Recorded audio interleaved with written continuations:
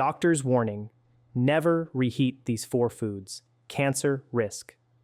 Doctor: it is a sobering realization to discover that a routine practice, something undertaken faithfully each week within the comfort of one's own kitchen, a habit specifically adopted for its perceived practicality, economy, and as a diligent effort to minimize food waste, could, without one's slightest awareness, be systematically cultivating the perfect conditions for the emergence of one of the human body's most lethal forms of cancer. This revelation might strike one as extreme, perhaps even alarmist, but regrettably, it is not an overstatement. There exists a widespread custom ingrained in the lives of hundreds of millions globally that is repeated weekly, almost thoughtlessly: the reheating of leftovers.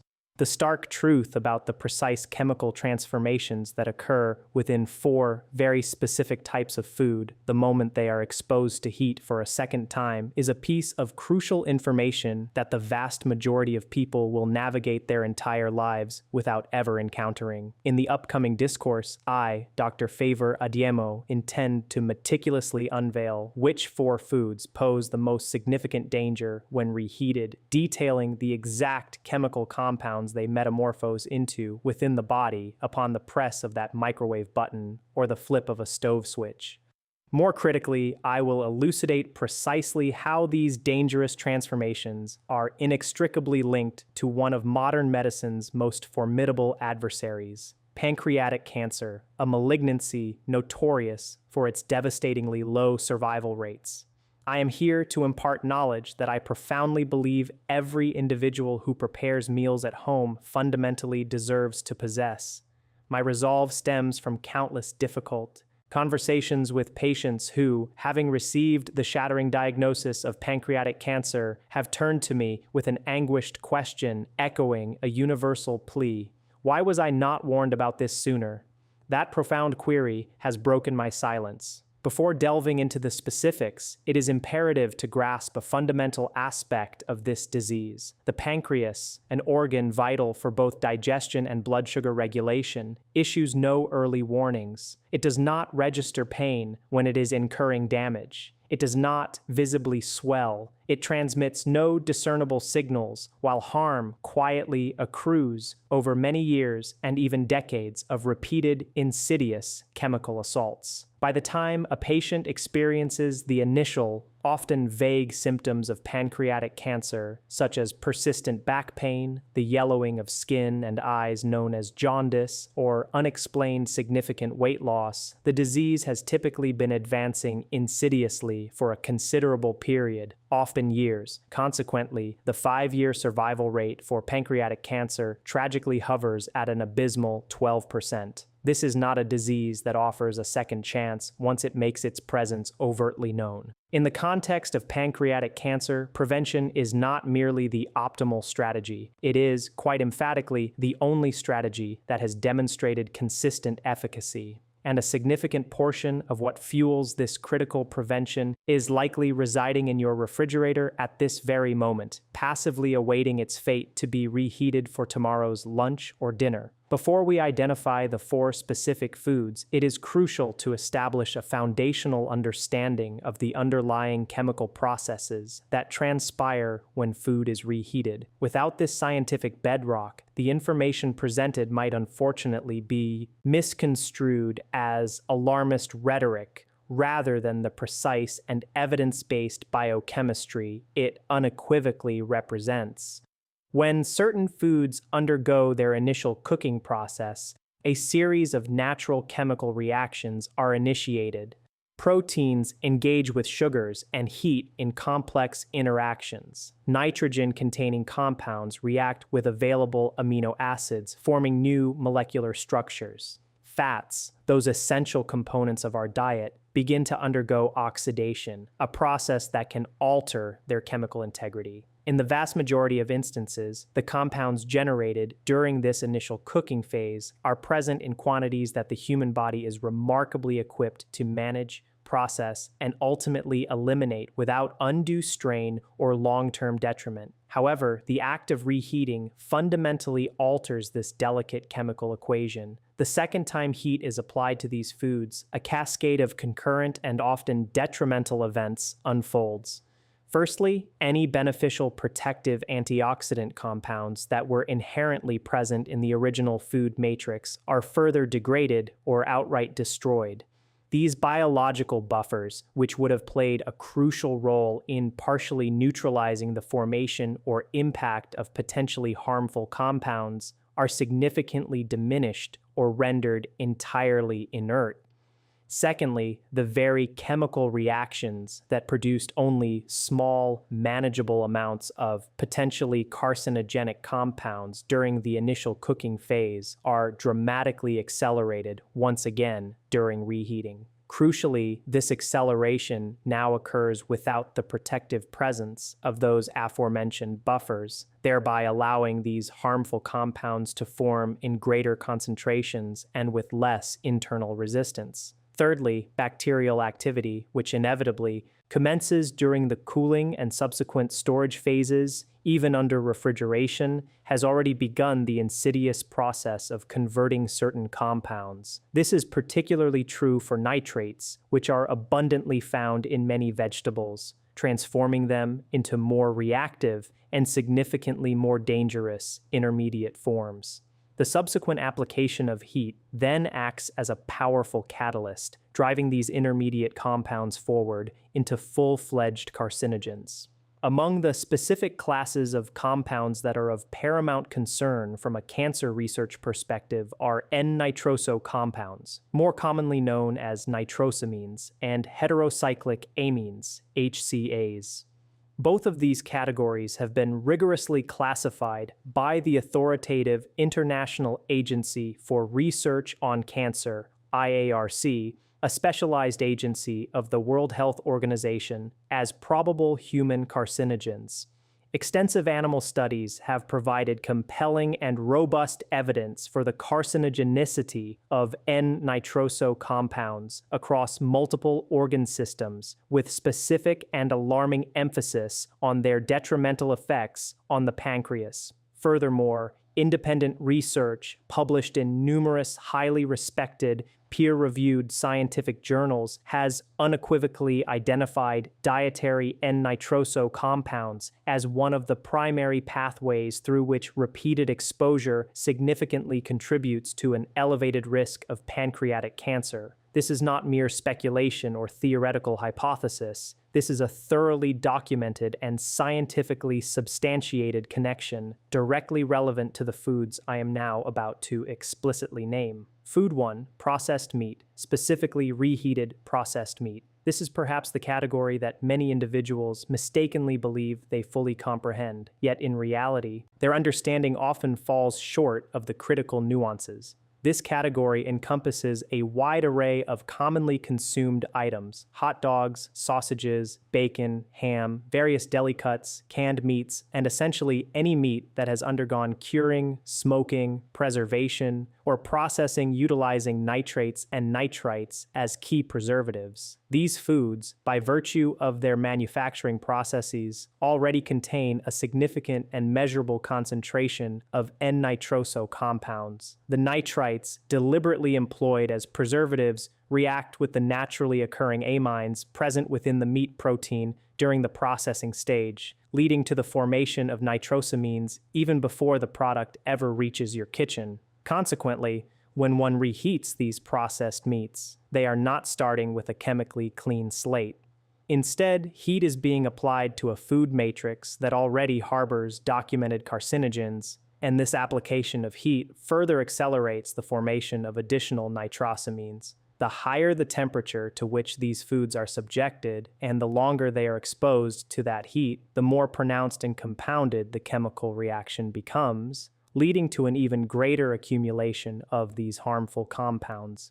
For instance, frying or microwaving processed meat at high temperatures has been shown to produce a meaningfully higher concentration of nitrosamines than what the original unreheated food contained. Research specifically investigating the link between dietary N-nitroso compounds and pancreatic cancer risk has consistently found that a high dietary intake of these compounds is strongly associated with an elevated risk of developing this aggressive cancer. Various studies meticulously examining the consumption of red and processed meats have proposed several intricate mechanisms linking them to pancreatic cancer with heterocyclic amines, HCAs, polycyclic aromatic hydrocarbons, PAH, and crucially, N-nitroso compounds, all of which are produced by cooking at high temperatures, being identified as key mutagens. The practical, unavoidable truth is this: processed meats inherently contain their own built-in carcinogenic precursors. Cooking them even once is already a complex chemical event. Reheating them, particularly at high temperatures, is akin to adding an accelerant to a chemical reaction that should ideally never have been encouraged in the first place. Therefore, if one chooses to consume these foods, and I am not advocating for their complete prohibition, it is imperative to eat them once, fresh, immediately after their initial preparation, and under no circumstances should they be subjected to high-temperature microwaving for reheating. Food 2. Spinach and other nitrate-rich leafy greens. This particular category often elicits the greatest surprise among people. Individuals consciously choose spinach precisely for its well-established health benefits. They meticulously incorporate it into various dishes precisely because the nutritional advice they have received over decades regarding its virtues is fundamentally correct.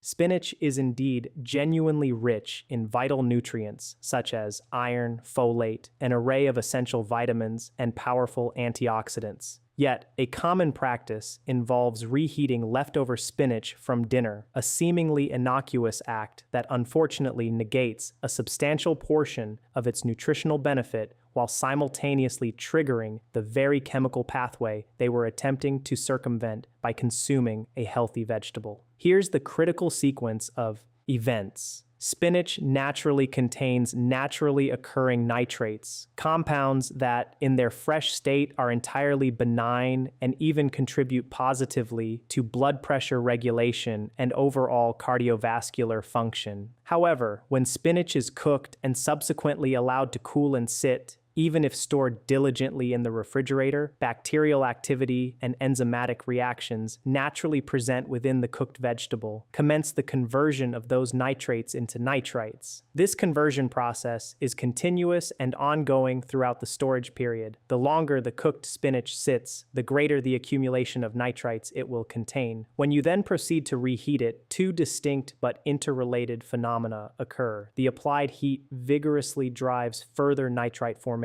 intensifying the concentration. Simultaneously, the heat also catalyzes a reaction between these newly formed nitrites and the amino acids inherently present in the spinach, culminating in the production of nitrosamines. A scientific study published in the esteemed journal Foods issued a specific and emphatic warning against storing boiled spinach for more than 12 hours, even at room temperature, precisely because of this direct nitrate to nitrosamine conversion pathway. The same perilous chemistry applies to other vegetables renowned for their high nitrate content, including celery, beetroot, kale, and carrots. Celery, in particular, contains exceptionally high concentrations of nitrates. When celery is incorporated into soups and stews, a common culinary practice, and then subsequently reheated repeatedly, as frequently occurs in countless home kitchens, each reheating cycle acts as a potent driver, pushing the nitrate to nitrite to nitrosamine conversion process further and further. The World Health Organization's International Agency for Research on Cancer, IARC, has definitively confirmed that nitrosamines found in food are established carcinogens, robustly linked to the development of gastrointestinal and pancreatic cancers. The irony is stark and precise. The very vegetable one chooses to reheat specifically because of its perceived health benefits is, through this chemical transformation, actively working against the protective qualities it was originally intended to provide. The safest and most straightforward approach is clear. Cook spinach and other leafy greens fresh in quantities that will be consumed immediately. If by chance there is leftover cooked spinach, it is significantly safer to consume it cold, perhaps integrated into a salad the following day, rather than subjecting it to reheating. Cold temperatures do not activate or drive the nitrosamine-forming reactions. Heat and heat alone is the primary catalyst. Food. 3. Cooking oils, specifically reheating oils that have already been heated once. Many people possess a vague understanding that the reuse of cooking oil is not an ideal practice. What remains largely unappreciated by the general public, however,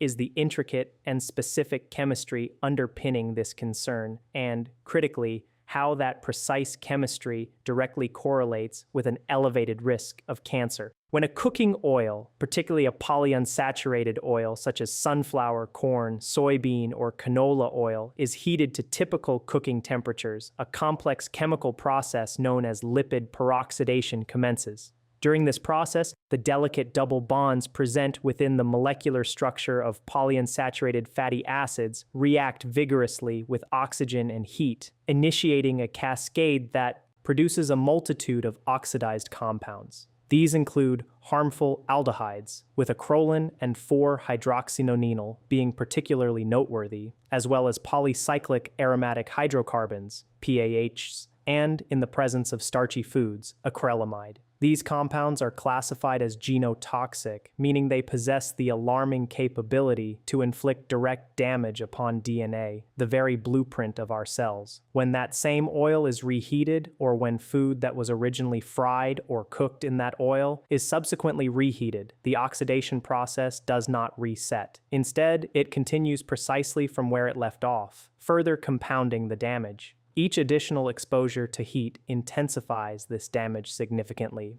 The oil smoke point, which is the temperature at which an oil visibly begins to break down and emit smoke, progressively lowers with each successive use.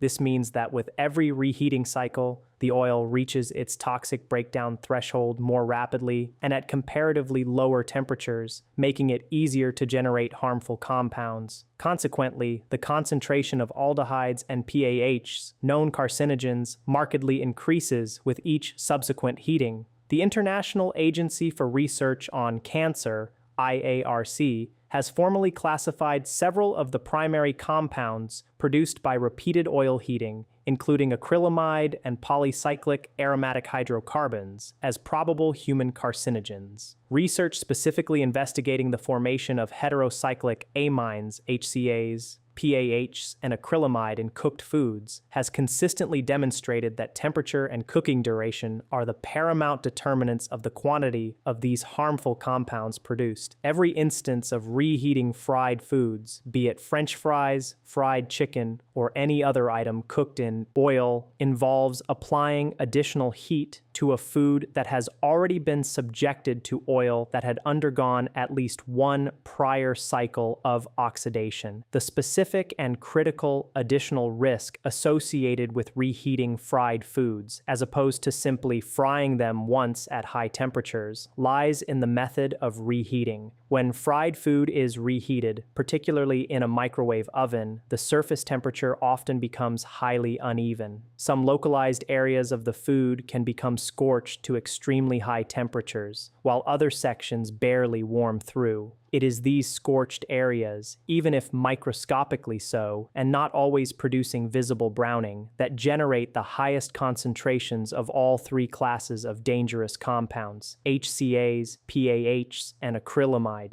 The safer, more responsible approach is unequivocal. Do not reheat fried foods. Consume fried foods once, fresh, and immediately after their initial cooking. If reheating is absolutely unavoidable, utilize an oven at a moderate, consistent temperature that facilitates even warming throughout the food, thereby minimizing the scorching of surface areas. And most importantly, never, under any circumstances, reuse frying oil. It should be discarded after a single use. Food 4. Rice. This particular food presents a danger that differs fundamentally from the preceding three in a critically important way. The risk associated with reheated rice is not primarily carcinogenic in the same direct chemical sense as the processed meats, leafy greens, or cooking oils. Instead, the primary danger stems from a bacterial toxin that possesses a highly problematic characteristic. It is heat resistant. This means that the act of reheating the rice does not neutralize or destroy this toxin. Furthermore, this toxin has well-documented connections to intestinal inflammation, which, over prolonged and repeated exposure, is itself a recognized and significant risk factor for various gastrointestinal cancers. When cooked rice is left to sit at room temperature for an extended period, a common occurrence in households that habitually prepare rice in large batches, as robust research consistently shows, a pervasive bacterium known as Bacillus cereus begins to multiply rapidly. The spores of Bacillus cereus are remarkably resilient. They survive the initial boiling process and remain dormant within the cooked grain. This bacterium is capable of producing two distinct types of toxins. One type induces severe vomiting within a matter of hours after consumption. The second type causes diarrhea and is notably produced specifically during the storage phase of the rice, rather than after it has been reheated. The pivotal point, often unknown to the general public, is this. When you reheat the rice, you successfully kill the Bacillus cereus bacteria itself. However, the toxins that these bacteria have already produced are thermostable and heat resistant. They survive a full microwave reheating cycle. They survive reheating on a stovetop. The bacteria may be eliminated, but the dangerous toxins remain firmly embedded in the food. In the short term, these lingering toxins can cause highly unpleasant symptoms such as nausea, acute vomiting, severe abdominal cramping, and debilitating diarrhea. While certainly distressing, these acute symptoms are generally survivable. In the long term, however, and this is the critical connection that most people never fully grasp,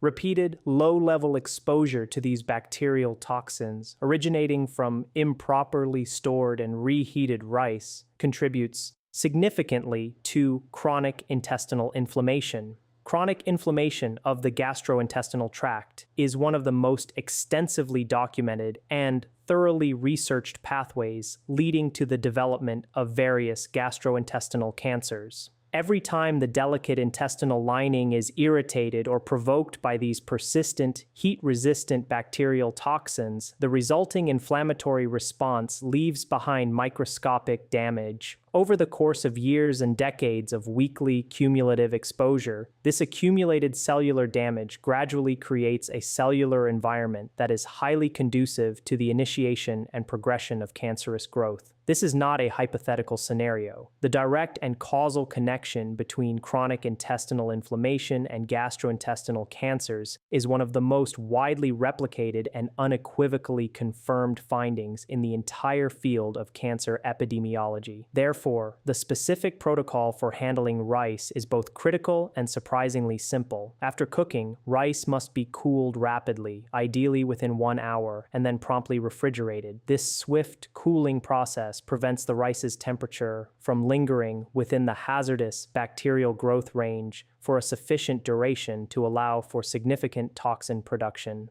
Once refrigerated, cooked rice should be stored for no more than 24 hours. When reheating, it should be reheated only once, ensuring it reaches a steaming hot temperature throughout the entire batch, not just a lukewarm center. Crucially, never reheat rice a second time. A pragmatic solution is to cook rice in smaller quantities, thereby minimizing the amount of leftovers. If you routinely cook rice in large batches primarily to save time, it is imperative to reevaluate and alter this habit.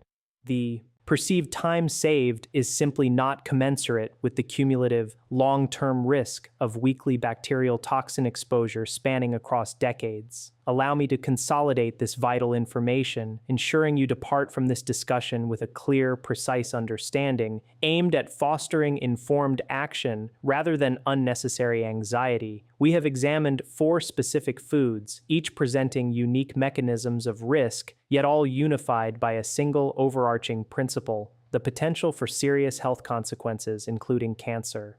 Reheated processed meats generate nitrosamines, a class of N-nitroso compounds that extensive research has specifically and directly linked to the development of pancreatic cancer, and which the IARC classifies as probable human carcinogens. Reheated spinach and other nitrate-rich leafy greens undergo a problematic conversion of their naturally occurring nitrates into nitrites and subsequently into nitrosamines, a chemical transformation driven by heat that is entirely preventable by simply consuming them cold or by cooking them fresh in appropriate portions. Reheated cooking oils, particularly when incorporated into fried foods, contribute to an accumulating and dangerous load of aldehydes, polycyclic aromatic hydrocarbons, PAHs, and acrylamide. These are genotoxic compounds that inflict direct damage upon DNA, with each additional heating cycle compounding the damage incurred in the previous one. And finally, improperly stored and subsequently reheated rice delivers heat-stable bacterial toxins that are impervious to microwave heating and accumulate over years of repeated exposure, leading to chronic intestinal inflammation, a well-established precursor to gastrointestinal cancers. None of this comprehensive information mandates an overhaul of your entire dietary regimen, nor does it require you to abandon the simple pleasures of enjoying food. What it does necessitate, however, are 4 specific yet manageable adjustments to your kitchen habits. Firstly, never reheat processed meats, especially not at high temperatures. Secondly, consume cooked spinach and other leafy greens cold the day after cooking, perhaps in a salad, rather than subjecting them to reheating. Thirdly, conscientiously discard used cooking oil after a single use and unequivocally never reheat fried foods. Fourthly, cool cooked rice rapidly, ensuring it is refrigerated within 1 hour and reheated only once, guaranteeing it reaches a thoroughly steaming hot temperature throughout. This constitutes the practical, actionable summary of these critical warnings. These 4 changes, when consistently integrated into your weekly kitchen routines, will meaningfully and substantially reduce your exposure to the specific classes of compounds that researchers, food scientists, and oncologists have consistently and directly linked to the very cancers that unfortunately present with the lowest survival rates. I invite you now to share your insights in the comments section below. Which of these 4 foods, if any, surprised you the most? Your responses are invaluable, as the answer I typically receive from individuals engaging with this content often provides a precise indicator of where the most significant gaps in public health education lie. And this profoundly shapes the focus and content of every subsequent video I create. Your comment, therefore, holds more significance than you might imagine. If this video has provided you with information that will genuinely alter how you approach cooking this week, please consider sharing it. Not for the benefit of this channel, but for the sake of that person in your life who habitually reheats their leftover sausage every morning, entirely oblivious to the complex and potentially harmful chemistry they are inadvertently consuming alongside it. That simple act of sharing might genuinely be the most impactful contribution you make to their health today. Please subscribe for more honest and scientifically grounded conversations about what empirical evidence truly says about the food choices that genuinely matter for our well-being. In our next discussion, we will delve into the 5 breakfast foods that are routinely marketed as healthy, yet a growing body of research increasingly suggests they are producing quite the opposite effect, particularly for adults over the age of 60. One final, yet paramount point. Everything I have conveyed today is meticulously grounded in published biochemistry, rigorous food science research, and the thoroughly documented work of reputable international cancer research organizations. This information is intended strictly for educational purposes and should not be construed as personal medical advice tailored to your individual situation. While the connection between dietary carcinogens and cancer risk is exceedingly well established within the vast research literature, It is crucial to remember that cancer itself is an extraordinarily complex disease, and individual risk factors are influenced by a multitude of variables about which I have no specific knowledge concerning your personal health history. If you harbor any specific concerns regarding cancer risk or your dietary habits, I implore you to engage in that essential conversation with your own qualified physician who possesses the comprehensive understanding of your medical history necessary to provide personalized guidance. I am Dr. Favor Adiemo. Take proactive steps to protect your health with the critical information your kitchen, regrettably, never came equipped with. I will look forward to seeing you in the next installment.